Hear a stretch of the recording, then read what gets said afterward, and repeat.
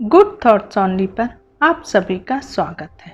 आज की कहानी है जयशंकर प्रसाद जी द्वारा लिखित संदेह। आइए सुनते हैं। राम निहाल अपना बिखरा हुआ सामान बांधने में लगा। जंगले से धूप आकर उसके छोटे से शीशे पर तड़प रही थी।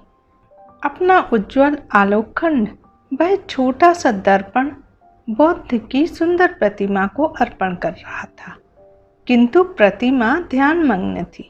उसकी आंखें धूप से चौंधियाती न थीं। प्रतिमा का शांत गंभीर मुख और भी प्रसन्न हो रहा था, किंतु राम निहाल उधर देखता न था। उसके हाथों में था एक कागज का बंडल, जिसे संदूक में रखने से पहले वह खोलना चाहता था। पढ़ने की इच्छा थी, फिर भी न जाने क्यों हिचक रहा था और अपने को मना कर रहा था, जैसे किसी भयानक वस्तु से बचने के लिए कोई बालक को रोकता हो। बंडल तो रख दिया, पर दूसरा बड़ा लिफाफा खोल ही डाला। एक चित्र उसके हाथ में था और आंखों में थे आंसू। कमरे में अब दो प्रतिमाएं थीं। बौद्ध देव अपनी विराग महिमा में निमग्न, राम निहाल राख सैलसा अचल, जिसमें से हृदय का द्रव आंसुओं की निर्झरणी बनकर धीरे धीरे बह रहा था। किशोरी ने आकर हल्ला मचा दिया। भाभी, अरे भाभी, देखा नहीं तूने ना, निहाल बाबू रो रहे हैं। अरे तू चल भी। श्यामा वहां आकर खड़ी हो गई। उसके आने पर भी निहाल उसी भाव में विस्मित सा अपनी करुणा धारा बहा रहा था। श्यामा ने कहा, निहाल बाबू। निहाल ने आंखें खोलकर कहा, क्या है? अरे मुझे क्षमा कीजिए। फिर आंसू पोंछने लगा। बात क्या है, सुनूं भी?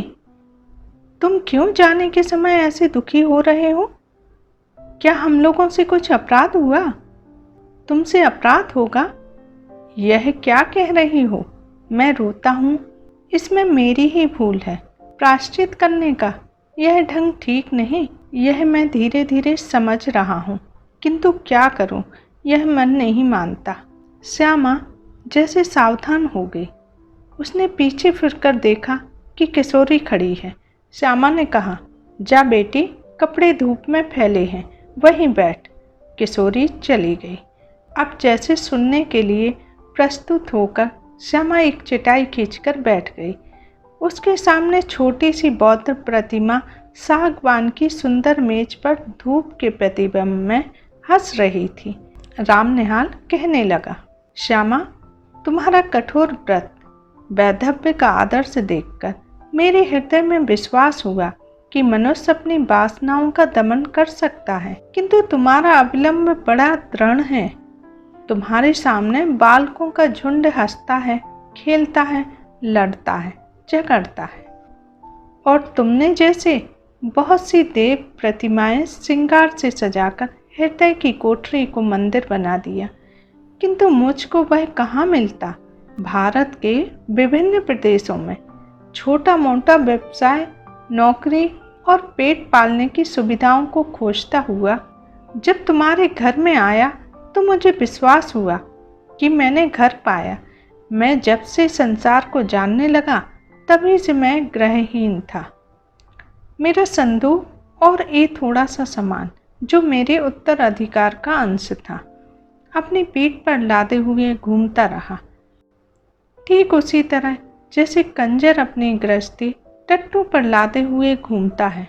मैं चतुर था, इतना चतुर जितना मनुष्य को ना होना चाहिए, क्योंकि मुझे विश्वास हो गया है कि मनुष्य अधिक चतुर बनकर अपने को अभागा बना लेता है और भगवान की दया से वंचित हो जाता है।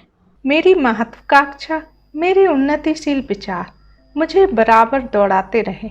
मैं अपनी कुशलता से अपने भाग्य को धोखा देता रहा।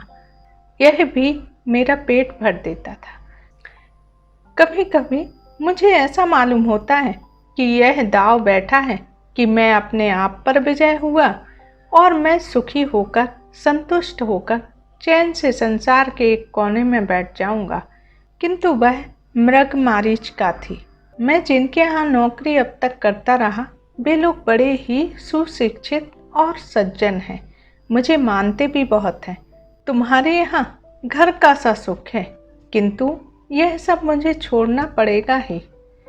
इतनी बात कहकर राम निहाल चुप हो गया। तो तुम काम की एक बात न कहोगे? बैठ थी इतनी। श्यामा और कुछ कहना चाहती थी कि उसे रोककर राम निहाल कहने लगा, तुमको मैं अपना शुभचिंतक, मित्र और रक्षक समझता हूँ। फिर तुमसे न कहूँगा तो यह भार कब तक ढोता रहूँगा। लो सुनो, यह चैत है ना? हाँ ठीक, कार्तिक की पूर्णिमा थी। मैं काम काज से छुट्टी पाकर संध्या की शोभा देखने के लिए दशाश्वमेध घाट पर जाने के लिए तैयार था कि ब्रज किशोर बाबू ने कहा, तुम तो गंगा किनारे टहलने जाते ही हो। आज मेरे एक संबंधी आ गए हैं, उन्हें भी एक बजरे पर बिठाकर घुमाते आओ। मुझे आज छुट्टी नहीं है। मैंने स्वीकार कर लिया। ऑफिस में बैठा रहा। थोड़ी देर में भीतर से एक पुरुष के साथ एक सुंदर स्त्री निकली और मैं समझ गया कि मुझे इन्हीं लोगों के साथ जाना होगा। ब्रज किशोर बाबू ने कहा, मान मंदिर घाट पर बजरा ठीक है। निहाल आपके साथ जा रहे हैं, कोई असुविधा ना होगी। इस समय मुझे क्षमा कीजिए, आवश्यक काम है। पुरुष के मुँह पर की रेखाएं कुछ तन गईं। स्त्री ने कहा, अच्छा है, आप अपना काम कीजिए, हम लोग तब तक घूम आते हैं। हम लोग मान मंदिर पहुँचे। बजरे पर चांदनी बिछी थी। पुरुष मोहन बाबू जाकर ऊपर बैठ गए। पैड़ी लगी थी। मनोरमा को चढ़ने में जैसे डर लग रहा था। मैं बजरे के कोने पर खड़ा था। हाथ बढ़ाकर मैंने कहा, आप चली आइए, कोई डर नहीं है। उसने हाथ पकड़ लिया। ऊपर आते ही मेरे कानों में धीरे से उसने कहा, मेरे पति पागल बनाए जा रहे हैं, कुछ कुछ हैं भी, तनिक सावधान रहिएगा, नाप की बात है। मैंने कह दिया, कोई चिंता नहीं, किंतु ऊपर जाकर बैठ जाने पर भी मेरे कानों के समीप उस सुंदर मुख का सुरभित निश्वास अपनी अनुभूति दे रहा था। मैंने मन को शांत किया। चांदनी निकल आई थी। घाट पर आकाश दीप जल रहे थे और गंगा की धारा में भी छोटे छोटे दीपक बहते हुए दिखाई देते थे। मोहन बाबू की बड़ी बड़ी गोल आंखें और भी फैल गईं। उन्होंने कहा, मनोरमा देखो, इस दीपदान का क्या अर्थ है, तुम समझती हो? गंगा जी की पूजा। और क्या, मनोरमा ने कहा। यही तो मेरा और तुम्हारा मतभेद है। जीवन के लघु दीप को अनंत की धारा में बहा देने का यह संकेत है। ओह, इतनी सुंदर कल्पना कहकर मोहन बाबू जैसे उच्च बसित हो उठे। उनकी शारीरिक चेतना मानसिक अनुभूति से मिलकर उत्तेजित हो उठी। मनोरमा ने मेरे कानों में धीरे से कहा, देखा ना आपने? मैं चकित हो रहा था। बजरा पंचगंगा घाट के समीप पहुंच गया था। तब हंसते हुए मनोरमा ने अपने पति से कहा, और यह बांसों में जो टंगे हुए दीपक हैं, उन्हें आप क्या कहेंगे? तुरंत ही मोहन बाबू ने कहा, आकाश भी असीम है ना? जीवन दीप को उसी ओर जाने के लिए यह भी संकेत है। फिर हाँफते हुए उन्होंने कहना आरंभ किया, तुम लोगों ने मुझे पागल समझ लिया है, यह मैं जानता हूँ। ओह, संसार की विश्वासघात की ठोकरों ने मेरे हृदय को विक्षिप्त बना दिया है, मुझे उससे विमुख कर दिया है। किसी ने मेरे मानसिक विप्लवों में मुझे सहायता नहीं दी। मैं ही सबके लिए मरा करूं, यह मैं अब नहीं सह सकता। मुझे अकपट प्यार की आवश्यकता है। जीवन में वह कभी नहीं मिला। तुमने भी मनोरमा, तुमने भी मुझे। मनोरमा घबरा उठी थी। उसने कहा, चुप रहिए, आपकी तबीयत बिगड़ रही है, शांत हो जाइए। क्यों शांत हो जाऊं? राम निहाल को देखकर चुप रहूं? यह जान जाए, इसमें मुझे कोई भय नहीं। तुम लोग छिपाकर सत्य को छलना क्यों बनाती हो? मोहन बाबू के श्वासों की गति तीव्र हो उठी। मनोरमा ने हताश भाव से मेरी ओर देखा। वह चांदनी रात में विशुद्ध प्रतिमा सी निश्चेष्ट हो रही थी। मैंने सावधान होकर कहा, माँ जी अब घूम चलो। कार्तिक की रात चांदनी से शीतल हो चली थी। नाव मान मंदिर की ओर घूम चली। मैं मोहन बाबू के मनोविकारों के संबंध में सोच रहा था। कुछ देर चुप रहने के बाद मोहन बाबू फिर अपने आप कहने लगे, ब्रज किशोर को मैं पहचानता हूँ मनोरमा। उसने तुम्हारे साथ मिलकर जो षड्यंत्र रचा है, मुझे पागल बना देने का जो उपाय हो रहा है, उसे मैं समझ रहा हूँ। तो ओह, आप चुप न रहेंगे? मैं कहती हूँ ना, यह व्यर्थ का संदेह आप मन से निकाल दीजिए या मेरे लिए संखियाँ मंगा दीजिए, छुट्टी हो।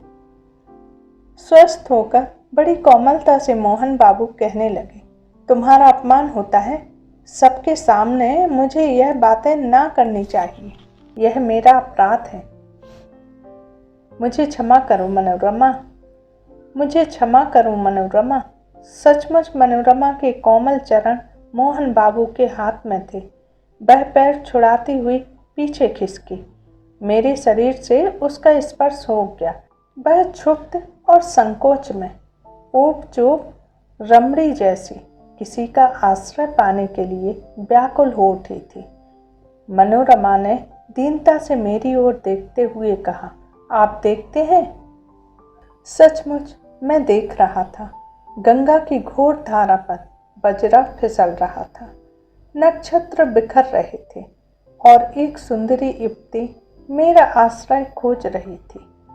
अपनी सब लज्जा और अपमान लेकर वह दुर्बह संदेह भार से पीड़ित स्त्री जब कहती थी कि आप देखते हो ना, तब वह मानो मुझसे प्रार्थना करती थी कि कुछ मत देखो। मेरा व्यंग उपहास देखने की वस्तु नहीं। मैं चुप था। घाट पर बजरा लगा। फिर वह युवती मेरा हाथ पकड़कर पैड़ी पर से संभलती हुई उतरी और मैंने एक बार ना जाने क्यों धृष्टता से मन में सोचा कि मैं धन्य हूँ। मोहन बाबू ऊपर चढ़ने लगे। मैं मनोरमा के पीछे पीछे था, अपने आप पर भारी बोझ डालकर धीरे धीरे सीढ़ियों पर चढ़ रहा था। उसने धीरे से मुझसे कहा, राम निहाल जी, मेरी विपत्ति में आप सहायता ना कीजिएगा। मैं अवाक था। श्यामा ने एक गहरी दृष्टि से राम निहाल को देखा। बस चुप हो गया। श्यामा ने आज्ञा भरे स्वर में कहा, आगे और भी कुछ है या बस? राम निहाल ने सिर झुकाकर कहा, हाँ और भी कुछ है। वही कहो ना। कहता हूँ। मुझे धीरे धीरे मालूम हुआ कि ब्रज किशोर बाबू यह चाहते हैं कि मनमोहन लाल अदालत से पागल मान लिए जाए और ब्रज किशोर उनकी संपत्ति के प्रबंधक बन जाए, क्योंकि वे ही मोहनलाल के निकट संबंधी थे। भगवान जाने इसमें क्या रहस्य है, किंतु संसार तो दूसरों को मूर्ख बनाने के व्यवसाय पर चल रहा है। मोहन अपने संदेह के कारण पूरा पागल बन गया है। तुम जो ये चिट्ठियों का बंडल देख रही हो, वह मनोरमा का है। राम निहाल फिर रुक गया। श्यामा ने फिर तीखी दृष्टि से उसकी ओर देखा। राम निहाल कहने लगा, तुमको भी संदेह हो रहा है? सो ठीक ही है, मुझे भी कुछ संदेह हो रहा है। मनोरमा क्यों मुझे इस समय बुला रही है? अब श्यामा ने हंसकर कहा, तो क्या तुम समझते हो कि मनोरमा तुमको प्यार करती है और वह दुष्चरित्रता है? छी राम निहाल, यह तुम क्यों सोच रहे हो? देखूं तो तुम्हारे हाथ में यह कौन सा चित्र है? क्या मनोरमा का ही? कहते कहते श्यामा ने राम निहाल के हाथ से चित्र ले लिया। अरे, यह तो मेरा ही है। तो क्या तुम मुझसे प्रेम करने का लड़कपन करते हो? यह अच्छी फांसी लगी है तुमको। मनोरमा तुमको प्यार करती है और तुम मुझको। मन के विनोद के लिए तुमने अच्छा साधन जुटाया है। कभी कायरों की तरह यहाँ से बोरी या बंधना लेकर भागने की तैयारी कर ली है। राम निहाल हद बुद्धि अपराधी सा श्यामा को देखने लगा, जैसे उसे कहीं भागने की राह ना हो।